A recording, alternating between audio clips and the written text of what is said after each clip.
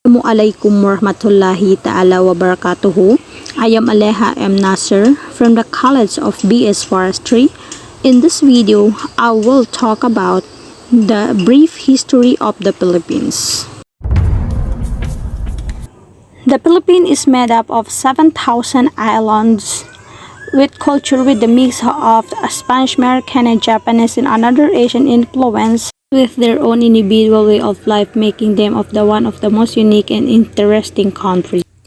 The earliest evidences of the human habitation in the Filipino island dated back a whopping 7,000 years ago to the island of Luzon, where the rhino bones with the district tools, marketing, and stone tools were found in 20. There is a lot of tools could have belonged to the Homo erectus, a species of the human that evolved before our own. In terms of the modern human thought, there's a lot of debate about when and from they were first arrived. The most accepted theory state that the earliest settlers were the Austronesians who sailed from the land known as Taiwan and the leader of Indonesia, Malaysia, and another part of Asia across the island for the few thousand years before Christ.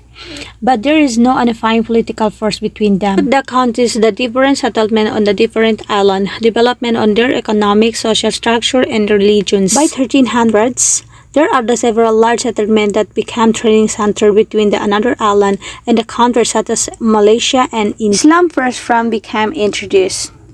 The Sulu archipelago in Mindanao, through Brunei, as soon as became the dominant religion throughout the island. For the next century, two sultanates were established. They facilitated the social, political, and religious changes that came with it. Spread far as the reaches as the north as Manila, but its Philippine time as a Muslim majority region didn't last long. First arrived in the Philippines in March 1521, a Portuguese explorer Ferdinand Magellan led an expedition around the world, climbed the Islas de San Lazaro for Spain, and spent of the time traveling around the different islands, wherein the local would convert them to the Catholicism. However, not all religion people were willing to befriend the outsider and convert his religion. They eventually killed a little over a month after his arrival, about 2 years in the conflict. Spain also found themselves fighting in a Spain-American War, found the United Front in some battle of the Philippines. They decided to use the Philippine Revolution their advantage. George Libey invited the exiled Filipino revolutionary leader Emilio Aguinaldo back to the Philippines with a U.S. escort to declare independence from Spain.